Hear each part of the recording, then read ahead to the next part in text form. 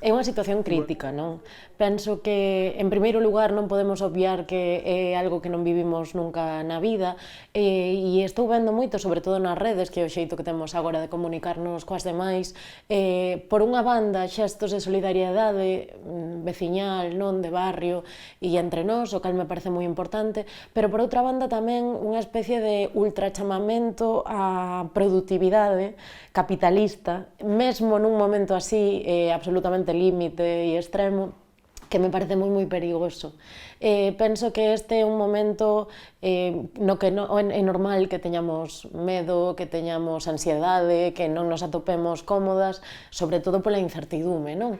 Ademais, dende un punto de vista da cultura, como persoa que crea cultura, penso que é tamén moi crítico, porque non sabemos que vai acontecer, o sector da cultura e particularmente o sector do libro está xa sofrendo perdas tremendas que non se están paliando de ningún xeito dende as institucións, polo tanto non podo ser optimista nese sentido. Tremendamente importante. Para todas nós, penso, máis para aquelas persoas que se atopan en certa situación de vulnerabilidade. A fin, cada unha agora mesmo estamos mirando por nós, estamos observando cal é a nosa situación, que sen dúbida para todas é extrema e difícil, pero non podemos esquecer que hai moitas persoas que se atopan en situacións moitísimo peores, ben porque non dispoñen dunha vivenda ou non dispoñen dunha vivenda con recursos abondos, porque teñen xente dependente ao cargo, porque sufren violencia machista, menores trans. Estou pensando en moitísimas situacións que se poderían dar, non?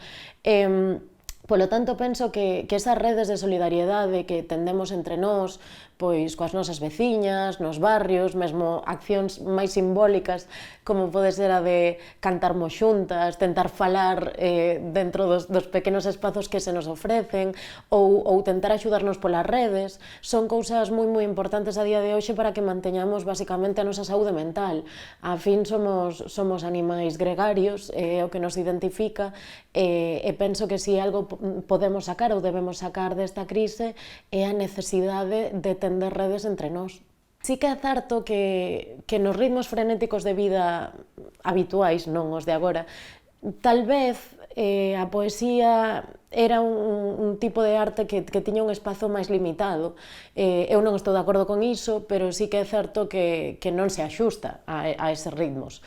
E agora mesmo, neste momento no que, para ben e para mal, temos que estar soas, temos moito tempo para dedicarnos a nós mesmas e ás cousas que queremos explorar, penso que a poesía é moi interesante precisamente porque non ofrece un camiño directo. A poesía non é sota cabalo rei, non ten unha trama de introdución e desenlace. A poesía precisamente se basea na dúbida, na incerteza. Entón, nun momento de incertidume, eu penso que a poesía pode achegar non respostas, porque non as ten, pero sí identificación e interpelarnos ao nivel do proceso que estamos vivindo, non? Creo que queirámolo ou non, todas nós estamos a levar a cabo un proceso de readaptación mental a todo isto, o cal tamén leva a sopesar distintas cousas, e a poesía como arte penso que é idónea para isto.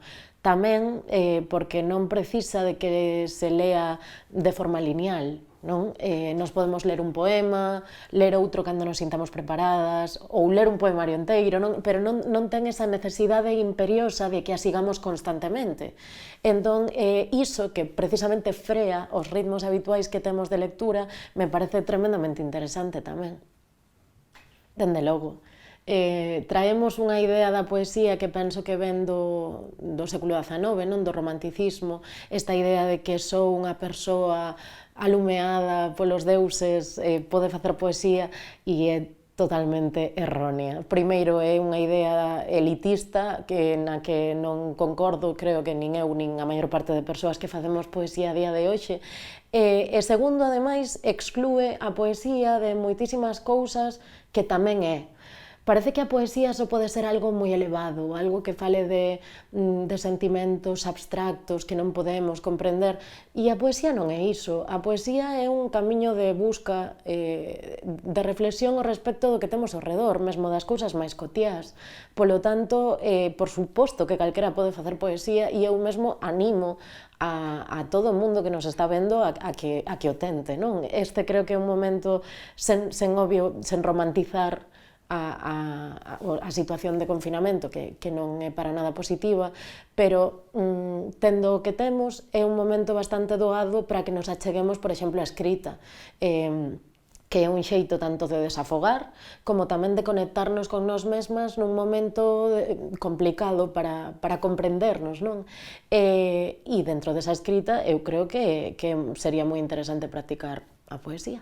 Por unha banda, partamos da base de que eu, por exemplo, nos obradoiros que imparto de escrita, que estaba impartindo un aquí na Lila de Lilith con Cuarto de Inverno, que agora se veu parado, sempre digo que a poesía ten dúas arestas. Unha é a imaginación, as ideas, e outra é a técnica.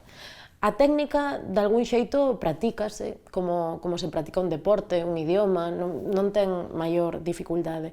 E a imaginación o que hai que facer é nutrila. Entón, por unha banda, estou vendo nestes días que hai moita xente que está comezando casi de xeito innato a escribir algo parecido a diarios. Algúnas persoas escriben en cadernos, outras persoas escriben no teléfono, cada quen. Iso pareceme moi interesante, porque creo que tamén está ben que recollamos as cousas que estamos sentindo neste momento cando non as sentimos antes, nunca nos vimos nesta situación.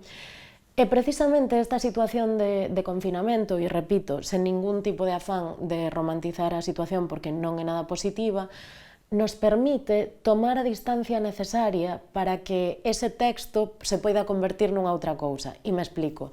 A poesía require moitas veces que os textos se deixen en barbeito. Non é algo que se produza de xeito rápido, non é unha cadea de produción, non? Entón, penso que por unha banda, comezar escribindo o que nos saia, o que estamos sentindo ou o que queremos expresar neste momento, deixalo aí e despois, con calma, retomar ese texto, volver ollalo con outros ollos, uns días máis tarde, mudar certas cousas, tentar sair dos lugares comuns, pode ser un bo xeito técnico de comezar a escribir poesía, non? E por outra banda, na outra aresta, que é a da imaginación, este momento tamén penso que nos dá unha oportunidade brillante para estender a ollada poética, ou o que eu lle chamo a ollada poética. O feito poético acontece cando nos fixamos dunha maneira distinta á habitual nas cousas que temos ao redor. O que dicía antes, non estamos falando de cousas moi elevadas, sino de cousas do cotián. Precisamente agora, ao millor, estamos botando de menos cousas que tiñamos na nosa vida cotiá e que xa non podemos ter. Se cadras estamos valorando máis cando non as valoráramos anteriormente. Entón, comezar a ter esa delicadeza con respecto ás cousas que temos ao noso redor e nas que non reparamos habitualmente. Iso require unha ollada tranquila, unha ollada meditada, que penso pode traernos moitas ideas para expresar, para escribir, non? Tamén, e non só digo as cousas que botamos de menos, as cousas que temos na casa. Moitas veces non prestamos atención ás cousas que temos de man porque as naturalizamos, están aí sempre. Que tal se agora comezamos a ollar tanto os obxectos como os lugares, como a vida que pode florecer ao noso redor mesmo nesta situación de tanto parón doutra maneira? Que tal se comezamos a reparar nas cousas dunha maneira máis lenta, máis reflexiva? Penso que iso tamén pode achegar moitas ideas, co cal, se por unha banda temos esta amplitude da ollada poética e por outra banda temos o tempo necesario para poder volver sobre os textos, refacelos, mirar como podemos mudalos, eu penso que dai poden sair cousas moi interesantes. Ben, vou vos ler un par de poemas de Hashtags para un espazo agónico, que é un poemario que publiquei con Positivas, con edicións Positivas, e íamos presentalo antes de toda esta historia. Non puido ser, pero espero que esteades aí cando volvamos. Hashtag planetario.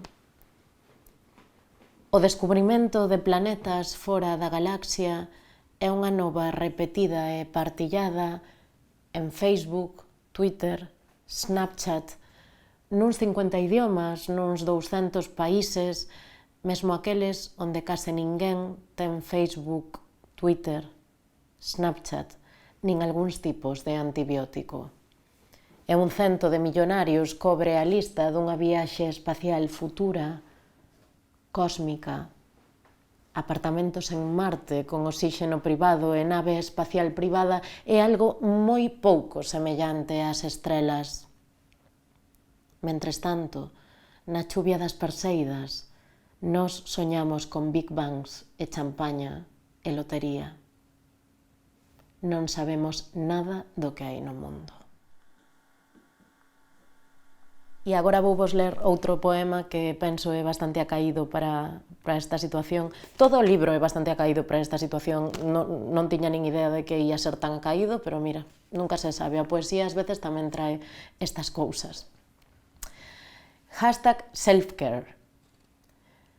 A mascarilla purificante adorna a cara case perfecta dunha muller moi preto de estar moi triste. É domingo e hai libros, té, gatos, subscrición de Netflix, croissants, crema de manteca de karité, 2 cactos, unha orquídea, lenzo, auga de coco, esmalte de unllas, granate, unhas 12 fotos e case ninguén a quen mandarllas. E domingo e case todo está moi preto de ser unha única cadeira branca no medio do escenario dun auditorio calquera. Preto desa extraña soidade.